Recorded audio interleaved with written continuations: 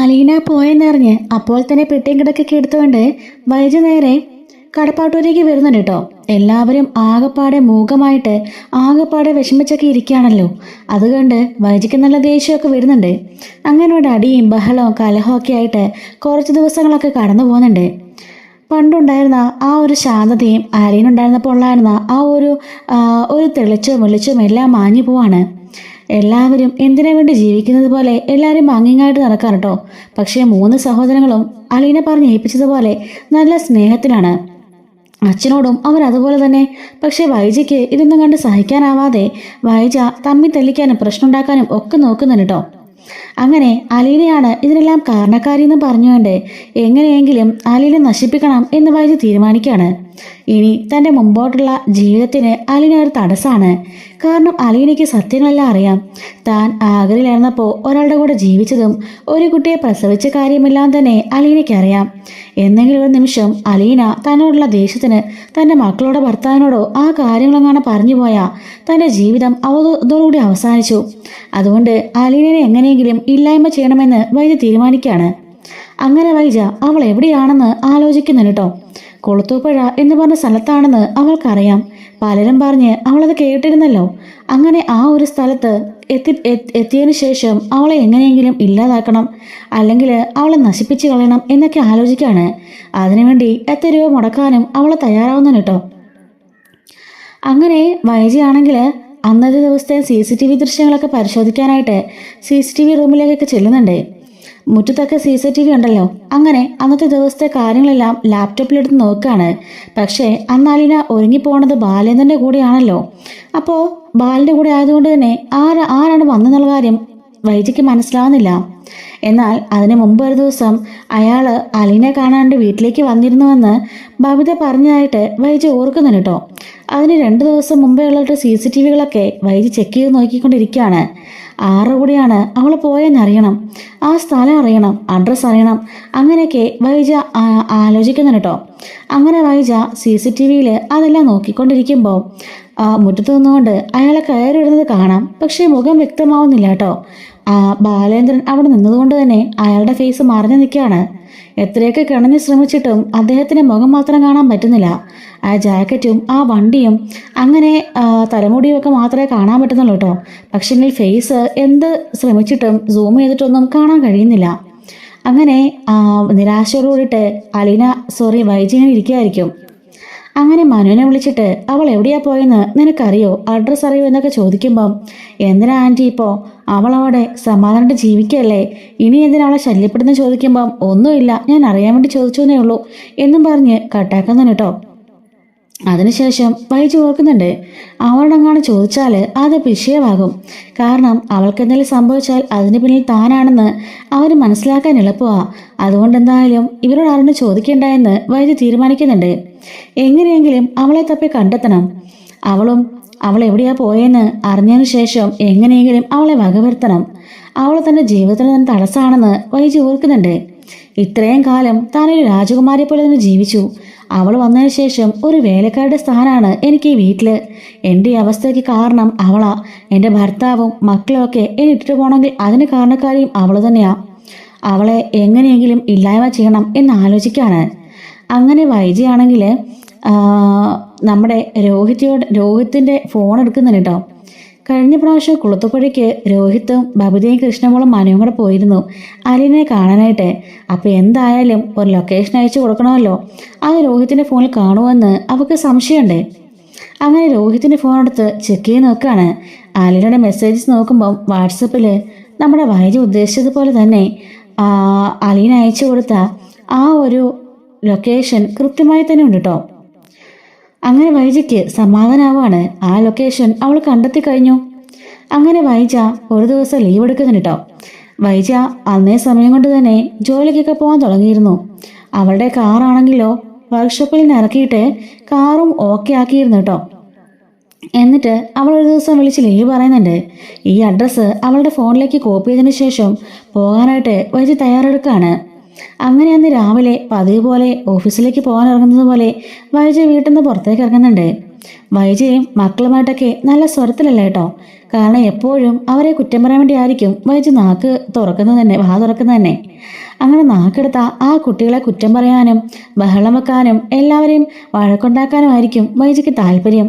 അതുകൊണ്ട് തന്നെ അവരാരും ഇപ്പോൾ വൈജയോട് ശരിക്കും മിണ്ടാറ് കൂടി ഇല്ല കേട്ടോ. എപ്പോഴും എന്തെങ്കിലുമൊക്കെ പറഞ്ഞ് അവരെ വഴക്ക് പറഞ്ഞുകൊണ്ടേയിരിക്കും. അതുപോലെ ബാലനാണെങ്കിലും പഴയതുപോലെ ബാലിന്റെ ആ ഒരു മുറിയിലും വൈജയുടെ പഴയ മുറിയിലാണ് കേട്ടോ താമസിക്കുന്നത്. അങ്ങനെ വൈജ രാവിലെ ഇറങ്ങി അവളുടെ വണ്ടി എടുത്തുകൊണ്ട് പോകുന്നുണ്ട്.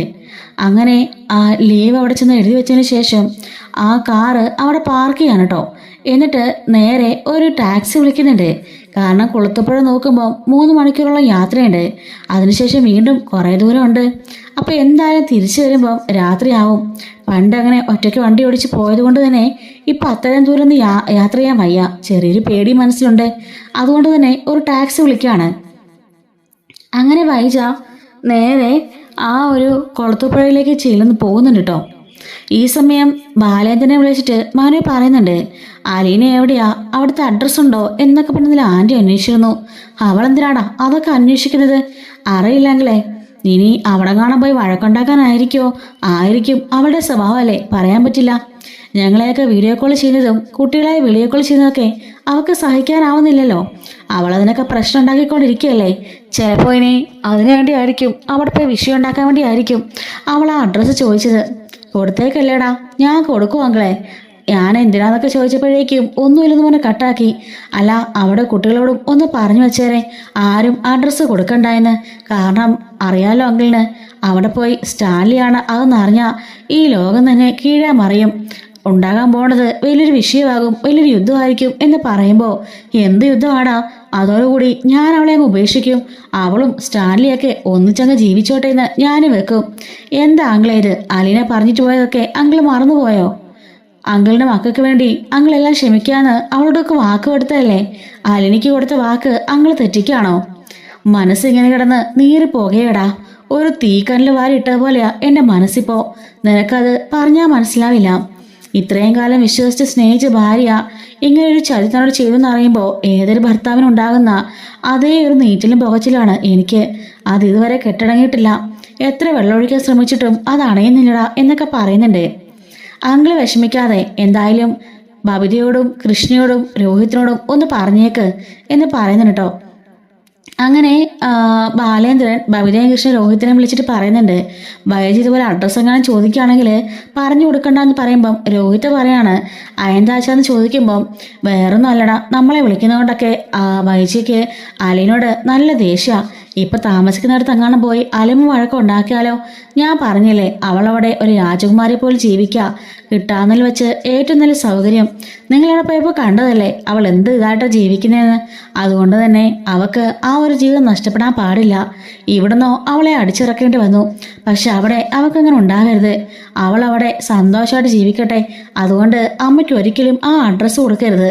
നിങ്ങൾക്ക് 3 പേർക്കും, മനുവിനും എനിക്കും ഗോവർദ്ധനല്ലാതെ ആ അഡ്രസ്സ് വേറെ ആർക്കും അറിയില്ല. അതുകൊണ്ട് നിങ്ങൾ പറഞ്ഞു കൊടുക്കല്ലേ? ഇല്ലച്ചാ, ഞങ്ങൾ പറയില്ല എന്ന് പറയുന്നുണ്ട് കേട്ടോ.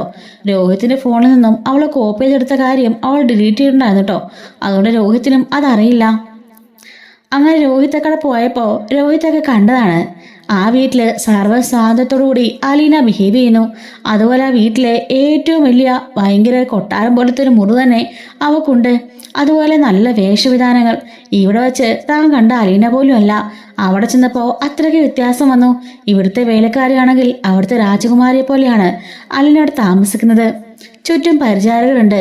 ജോലി ചെയ്യാനും വിളിച്ചാൽ വിളിപ്പുറത്തെത്താനും ഒക്കെ ആൾക്കാരാ. അങ്ങനെ ഒരു സന്തോഷമായ ജീവിതമാണ് അലീന ജീവിക്കുകയെന്ന് അവർക്കറിയാം. അതുകൊണ്ട് തന്നെ അവരൊരിക്കലും അമ്മയ്ക്കത് പറഞ്ഞു കൊടുക്കില്ല എന്ന് തീരുമാനിച്ചിരിക്കുകയാണ് കേട്ടോ. പക്ഷെ ഇവരാരും അറിയുന്നില്ല വൈജ ഇമ്മാതിരി ഒരു പണി കാണിച്ച് അങ്ങോട്ടേക്ക് പോയിക്കൊണ്ടിരിക്കുകയാണെന്ന് കേട്ടോ. ബാലേന്ദ്രന്റെയും ഇവരെയൊക്കെ മനസ്സിൽ വൈജ ഇപ്പോഴും പോയിരിക്കുന്നത് ജോലിക്കാണെന്നാണല്ലോ. ആരും തന്നെ അവൾ ഇങ്ങനെ പോയിരിക്കുകയാണെന്ന് അറിയുന്നില്ല. അങ്ങനെ വൈജ ഏകദേശം ഒരു ഉച്ച സമയമൊക്കെ അടുക്കുമ്പോഴേക്കും ആ കുളത്തുപുഴയിൽ ആ സ്ഥലത്ത് എത്തുന്നുണ്ട് കേട്ടോ. അങ്ങനെ അവിടെ എത്തിയതിനു ശേഷം ഡോറ് ഇങ്ങനെ ഈ ഗേറ്റ് തുറന്നെടുക്കാണ്. കാറ് അകത്തേക്ക് കയറുന്നുണ്ട്. ഈ സമയത്ത് ആൻ്റെപ്പം വന്ന് ഡോറ് തുറക്കാൻ കേട്ടോ. വന്ന് കാറിനടുത്തേക്ക് വരുന്നുണ്ട്. അപ്പോഴേക്കും വൈജ ഡോർ തുറന്ന് പുറത്തേക്ക് ഇറങ്ങുന്നുണ്ട്. ഇവിടെയല്ലേ ആലിന താമസിക്കുന്നത് എന്ന് ചോദിക്കുമ്പം അതേ മേഡം, മേഡം ആരാന്ന് ചോദിക്കുമ്പം അതൊക്കെ പറയാം, എനിക്ക് അവളെ ഒന്ന് കാണണം എന്നും പറഞ്ഞുകൊണ്ട് അകത്തേക്ക് വരുന്നുണ്ട്. കയറി വാ മേഡം എന്ന് പറയാൻ കേട്ടോ. അലീനെ കുഞ്ഞ് കുളിക്കാൻ പോയിരിക്കായിരിക്കും, മോള് വരുന്നത് വരെ ഒന്ന് വെയിറ്റ് ചെയ്യാവോ എന്ന് ചോദിക്കുകയാണ്. അവരെയൊക്കെ പെരുമാറ്റത്തിൽ അലീനെ കുഞ്ഞ് എന്നൊക്കെ പറഞ്ഞ് ഭവ്യതയോട് കൂടിയിട്ട് അലീനയെക്കുറിച്ച് പറഞ്ഞു കേൾക്കുമ്പം അവൾക്ക് അത്ഭുതമൊക്കെ തോന്നുന്നുണ്ട്. അങ്ങനെ അവളിങ്ങനെ അവിടെ വെയിറ്റ് ചെയ്തിരിക്കുമ്പോഴായിരിക്കും കേട്ടോ കണ്ണാടിയിൽ കൂടി ആ ഞെട്ടിക്കുന്നൊരു കാഴ്ച അവൾ കാണുന്നത്. അവൾ ഇരിക്കുന്ന സ്ഥലത്തുനിന്ന് ഓപ്പോസിറ്റായിട്ട് ഒരു കണ്ണാടിയുണ്ട്. അതിൻ്റെ അപ്പുറത്തായിട്ട് നിൽക്കുന്നവരെ വൈജിക്ക് കാണാം, പക്ഷേ അവർക്ക് ഇങ്ങോട്ട് തിരിച്ച് കാണാൻ പറ്റില്ല കേട്ടോ. അങ്ങനത്തെ ഒരു ഗ്ലാസ്സാണത്. അങ്ങനെ വൈജ അവളൊന്ന് എണീറ്റ് ആ ഒരു ഗ്ലാസ്സിനടുത്തേക്ക് ചെല്ലാണ്. നോക്കുമ്പം താൻ കണ്ട കാഴ്ച അവളെ ഞെട്ടിക്കുന്നതായിരുന്നു കേട്ടോ.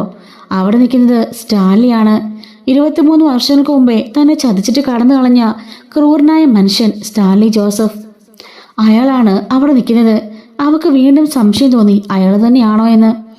അങ്ങനെ പുറത്തേക്ക് ഇറങ്ങി ഒന്നുകൂടി കൺഫേം ചെയ്യാൻ നോക്കിയപ്പം താന് കണ്ടത് ശരി തന്നെയാണ്. സ്റ്റാൻലി ജോസഫ് തന്നെ ചതിച്ച് കടന്നു കളഞ്ഞ് തനിക്കൊരു കുഞ്ഞിനെ സമ്മാനിച്ച് തൻ്റെ ജീവിതം നശിപ്പിച്ചു കളഞ്ഞ സ്റ്റാൻലി, അതെ അയാൾ തന്നെ. ഇത് കണ്ടുകൊണ്ട് അവൾക്ക് അടിമുടി വിറച്ച് കയറുന്നുണ്ട്. അവളുടെ ശരീരത്തിൽ ആള് തെറിച്ച് കയറുന്നത് പോലെ അവൾക്ക് തോന്നി. എത്രയും പെട്ടെന്ന് അവിടുന്ന് രക്ഷപ്പെടണമെന്നേ ഉള്ളായിരുന്നു വൈജിക്ക്. പെട്ടെന്ന് തന്നെ അവിടുന്ന് പുറത്തേക്ക് ഇറങ്ങി കാറിലേക്ക് കയറി ഡ്രൈവറോട് വണ്ടി എടുക്ക് എന്ന് പറയാൻ കേട്ടോ. അങ്ങനെ വണ്ടി തിരിച്ച് പെട്ടെന്ന് തന്നെ പുറത്തേക്ക് വണ്ടി ഇറങ്ങാണ്. അപ്പോഴായിരിക്കും സ്റ്റാൻലി വണ്ടി ശ്രദ്ധിക്കുന്നത്. സ്റ്റാൻലി അങ്ങോട്ടേക്ക് നടന്നു വരുമ്പോഴേക്കും വണ്ടി ഗേറ്റും കിടന്ന് പോയി കഴിഞ്ഞു കേട്ടോ. ആരാ വന്നത്? ഒരു സ്ത്രീയാ വന്നത്. അവർ വന്ന് കാറിൽ നിന്ന് ഇറങ്ങിയിട്ട് അലീനയില്ലേ ഇവിടുന്ന് ചോദിച്ചു. എന്നിട്ട് അവരെന്ത് പറഞ്ഞു? താൻ കയറി ഇരിക്കാൻ പറഞ്ഞില്ലേ? ഞാൻ പറഞ്ഞതാ അവരോട് കയറി ഇരിപ്പുണ്ടായിരുന്നു. അലീനെ കുഞ്ഞ് കുളിക്കുക ഇപ്പൊ വരുമെന്ന് പറഞ്ഞതാ. പക്ഷെ അവർ പെട്ടെന്ന് പോയി കളഞ്ഞു. കാര്യം അറിയില്ല. വന്നവരെ ഇതിനു മുമ്പ് കണ്ടിട്ടുണ്ടോ? ഇല്ല, ഞാൻ കണ്ടിട്ടില്ല. അലീനെ കാണാൻ വേണ്ടി വന്നതായിരിക്കും. എന്തെങ്കിലും അത്യാവശ്യം ഒന്ന് പുറത്തേക്ക് പോയതായിരിക്കും, തിരിച്ചു വരുമായിരിക്കും എന്ന് പറയുന്നുണ്ട്. എങ്കിലും അതാരായിരിക്കുമെന്ന് സ്റ്റാൻലി ഓർക്കാണ്. പിന്നെ അയാളുടെ പരിപാടിയൊക്കെയായിട്ട് നടക്കുന്നുണ്ട്. വൈജി ആണെങ്കിലോ കാർ തിരികെ പൊക്കോണ്ടിരിക്കുകയല്ലേ. വൈജിക്ക് കണ്ട കാഴ്ച വിശ്വസിക്കാനാവുന്നില്ല. അവളുടെ ശരീരത്ത് ആകെപ്പാടെ അടിമൂടിയൊരു വിറയാണ് കേട്ടോ. താൻ കണ്ടത് സ്റ്റാൻലി തന്നെയാ. ഒരിക്കലും മാറ്റില്ല. 9 മാസം തൻ്റെ കൂടെ ജീവിച്ച ആളല്ലേ. അങ്ങനെ അത്ര പെട്ടെന്ന് അയാളെ മറക്കാൻ അവൾക്കാവില്ലല്ലോ. എത്ര മുഖത്തിന് വ്യത്യാസം വന്നാലും എത്ര ഷേപ്പ് മാറിയാലും അങ്ങനെ ഒരാളെ മനസ്സിലാക്കാതിരിക്കാൻ വേണ്ടി മാത്രം താന് അകന്ന ബന്ധമൊന്നും അല്ലായിരുന്നല്ലോ. തന്നെ ജീവൻ നശിപ്പിച്ച ആളല്ലേ. വൈജ അതെല്ലാം ഓർത്തുകൊണ്ട് കാറിൽ നിന്ന് പോയിക്കൊണ്ടിരിക്കുകയാണ്. ഈ സമയം അലീന കുളി കഴിഞ്ഞ് പുറത്തേക്ക് ഇറങ്ങി വരുന്നുണ്ട്. പുറത്തേക്ക് വന്നിട്ട് ആരാ ചേട്ടാ? ആൻ്റപ്പൻ ചേട്ടാ, ഒരു കാറിൻ്റെ ശബ്ദം കേട്ടല്ലോ. ആരാ വന്നത്? മോളെ അന്വേഷിച്ചു വന്നതാ. എന്നെ അന്വേഷിച്ചോ? അറിയില്ല മോളെ, ഒരു സ്ത്രീ ആയിരുന്നു. ഒരു ടാക്സിക്കാരിലാണ് വന്നത്. അലീന ഇവിടെയാണ് താമസമെന്ന് ചോദിച്ചപ്പോൾ അതെന്ന് ഞാനും പറഞ്ഞു. കുഞ്ഞു കുളിക്കുക, വെയിറ്റ് ചെയ്യാൻ പറഞ്ഞു. അവിടെ കയറി ഇരിക്കുകയായിരുന്നു. പെട്ടെന്ന് ആ കാറിൽ കയറി പോന്നോ കണ്ടു. ഒരക്ഷരം പോലും സംസാരിച്ചില്ല എന്ന് പറയുന്നുണ്ട്. അല്ല, പപ്പ കണ്ടില്ലേ അവരെ? ഇല്ല, സാബുദ അങ്ങ് നിൽക്കുകയായിരുന്നു പറമ്പില്. സാബ് ഇറങ്ങി വന്നപ്പോഴേക്കും അവർ പോയി കഴിഞ്ഞു എന്ന് പറയുന്നുണ്ട്. എങ്കിലും ആരായിരിക്കും എന്നെ അന്വേഷിച്ചു വന്നത് എന്ന് ആലോചിക്കുന്നു കേട്ടോ. അച്ഛനെ വിളിച്ച് ചോദിച്ചാലോ എന്നാലോചിക്കാണ്. എന്തായാലും പിന്നെ വിളിച്ച് ചോദിക്കാം എന്നും പറഞ്ഞുകൊണ്ട് അലീന അകത്തേക്ക് കയറിപ്പോയി മുടിയൊക്കെ തോർത്തി ഒരുങ്ങുകയൊക്കെ ചെയ്യാൻ കേട്ടോ. വൈജയ്ക്ക് എന്ത് ചെയ്യണം എന്താ കാരണം ഒന്നും അറിയില്ല. റോഡ് സൈഡിൽ എത്തുമ്പോഴേക്കും താനിവിടെ നിർത്തിക്കേ എന്നും പറഞ്ഞ് വണ്ടി നിർത്തിക്കുകയാണ്. എന്താ മേഡം എന്ന് ചോദിക്കുമ്പം ഒരു കുപ്പി വെള്ളം വാങ്ങിച്ചുകൊണ്ട് വരുമെന്ന് ചോദിക്കുകയാണ്. ശരിയെന്ന് പറഞ്ഞുകൊണ്ട് അയാൾ വെള്ളം വാങ്ങിക്കാൻ പോകുന്നുണ്ട്. വൈജയ്ക്ക് ശരിയാകപ്പാടെ വേർക്കുന്ന പോലെയൊക്കെ തോന്നുകയാണ് കേട്ടോ. ഒരു വിറയലും ഒക്കെ തോന്നുകയാണ്. അയാളെ കൊണ്ടുവന്ന് വെള്ളം കൊടുക്കുന്നുണ്ട്. എന്താ മേഡം, എന്തെങ്കിലും പ്രശ്നമുണ്ടോ?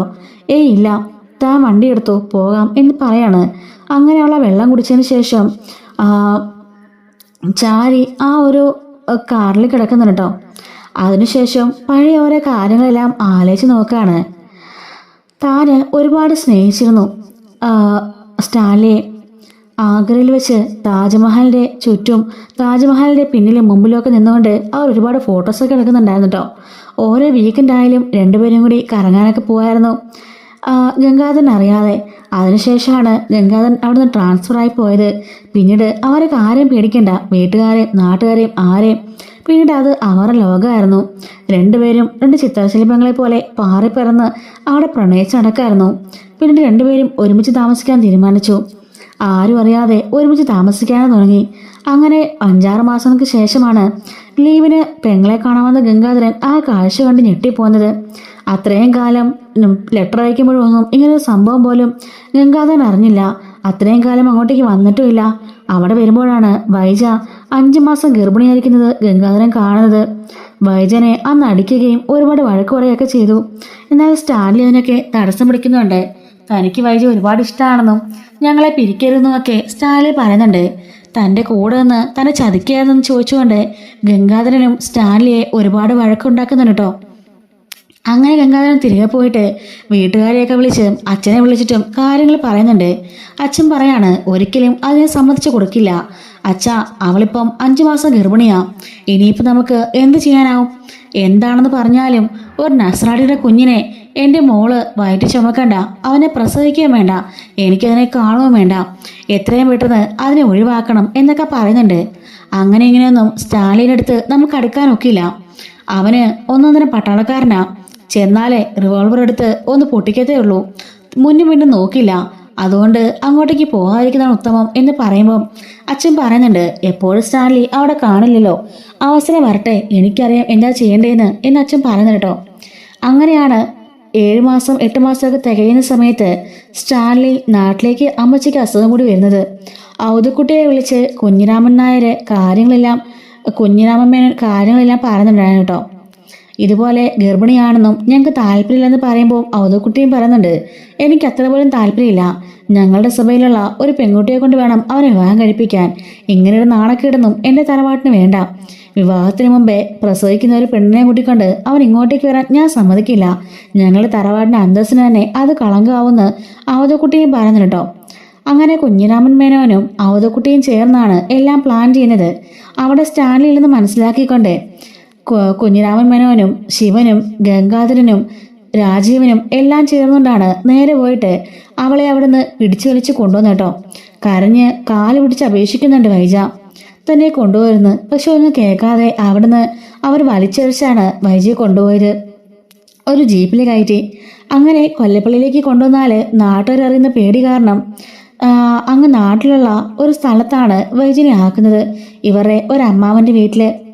അങ്ങനെ അവിടെ താമസിച്ചാണ് വൈജ പ്രസവിക്കുന്നതും. സ്റ്റാൻലി ഈ സമയത്തെല്ലാം ഈ കാര്യങ്ങൾ അറിഞ്ഞുകൊണ്ട് ആഗ്രയിലേക്ക് പോകുന്നുണ്ട്. കൊല്ലപ്പള്ളിക്കും ചെല്ലുന്നുണ്ട്. കൊല്ലപ്പള്ളി ചെല്ലുമ്പം അവരെ ഭീഷണിപ്പെടുത്തുകയും ഉപദ്രവിക്കാൻ ശ്രമിച്ച് പറഞ്ഞേക്കുകയൊക്കെയാണ് കേട്ടോ ചെയ്യുന്നത്. അങ്ങനെ തിരികെ പോകുന്ന വഴിക്കാണ് നമ്മുടെ സ്റ്റാൻലിക്ക് ആക്സിഡന്റ് ഉണ്ടാകുന്നത്. ആക്സിഡന്റ് നമ്മുടെ വൈദ്യർ അച്ഛനൊക്കെ കരുതിക്കൂട്ടി ചെയ്യുന്നതാണ് കേട്ടോ. കുഞ്ഞിരാമ മേനോൻ കരുതിക്കൂട്ടി ചെയ്യുന്നതാണ്. ആ ആക്സിഡന്റിൽ സ്റ്റാൻലിയുടെ ഒരു സുഹൃത്ത് മരണപ്പെട്ടു പോകുന്നുണ്ട്. ആ ആക്സിഡന്റോട് കൂടിയിട്ട് സ്റ്റാൻലി കുറേ കാലം കോമയിലും ആവുകയാണ്. വൈജനെ സമാധാനിപ്പിക്കാനായിട്ട് വൈജനെ നമ്മുടെ ഈ സ്റ്റാൻലി അന്വേഷിച്ച് പോകുന്നത് പോലെയൊക്കെ നമ്മുടെ കുഞ്ഞിരാമനും ഗംഗാധരനൊക്കെ ഇറങ്ങുന്നുണ്ട് കേട്ടോ, അന്വേഷിച്ചിറങ്ങുന്നതൊക്കെ അഭിനയിക്കുന്നുണ്ട്. എന്നിട്ട് അവർ പറയാണ് സ്റ്റാൻലിക്ക് വിവാഹ നിശ്ചയം കഴിഞ്ഞു എന്ന് പറഞ്ഞുകൊണ്ട് നമ്മുടെ വൈജനെ വിശ്വസിപ്പിക്കുകയാണ്. വൈജയാണെങ്കിലോ അത് വിശ്വസിക്കുന്നുണ്ട്. അങ്ങനെ വൈജ പ്രസവിക്കുന്നുണ്ട് കേട്ടോ. പ്രസവം എല്ലാം കഴിഞ്ഞ് 2 ദിവസത്തിന് ശേഷമാണ് അവൾക്ക് ബോധം വരുന്നത്. ആ സമയത്ത് തൻ്റെ കുഞ്ഞെന്തിന്ന് അന്വേഷിക്കുമ്പം അവിടെ നേഴ്സ് വന്ന് കരഞ്ഞുകൊണ്ട് പറയുന്നുണ്ട്, മേഡത്തിന് സങ്കടം കാണാൻ ഞങ്ങൾക്കാവുന്നില്ല. മേഡത്തിന് വലിയ കോംപ്ലിക്കേഷൻ ആണെന്ന് മേഡത്തിന് അറിയാമായിരുന്നല്ലോ. സിസേറിയൻ വേണ്ടി വന്നു. പിന്നെ 2 പേരിൽ ഒരാളുടെ ജീവിതം രക്ഷിക്കാമെന്നായിരുന്നു ഞങ്ങളുടെ ലക്ഷ്യം. അതുകൊണ്ട് എന്ന് പറയുമ്പം വൈജിക്ക് മനസ്സിലാവാണ്. തൻ്റെ വയറിൽ തൊട്ട് നോക്കിയപ്പം വയറൊക്കെ ചൊട്ടിക്കിടക്കുകയാണ് കേട്ടോ. അപ്പം മനസ്സിലായി താൻ കുഞ്ഞിനെ പ്രസവിച്ചു കഴിഞ്ഞു. രണ്ടാളൊരാളെന്ന് പറയുമ്പം തൻ്റെ കുഞ്ഞ് ഈ ലോകത്തില്ല എന്ന് മനസ്സിലാക്കുകയാണ്. അപ്പോഴേക്കും വൈജ അലറി വിളിച്ച് കരയുന്നുണ്ട്, മേഡം കരയല്ലേ എന്ന് പറയാൻ കേട്ടോ. അപ്പം മനസ്സിലോർക്കാണ് തനിക്കും സ്റ്റാലിനിക്കും ഒരു പെൺകുഞ്ഞിനെയായിരുന്നു ആഗ്രഹം. സ്റ്റാൻലി എപ്പോഴും പറയും എൻ്റെ മോളാ എന്ന്. അപ്പോൾ എനിക്ക് ജനിച്ചത് ഒരു പെൺകുട്ടിയാണെന്ന് ചോദിക്കുമ്പം അതേ മേഡം എന്ന് പറയാണ് കേട്ടോ.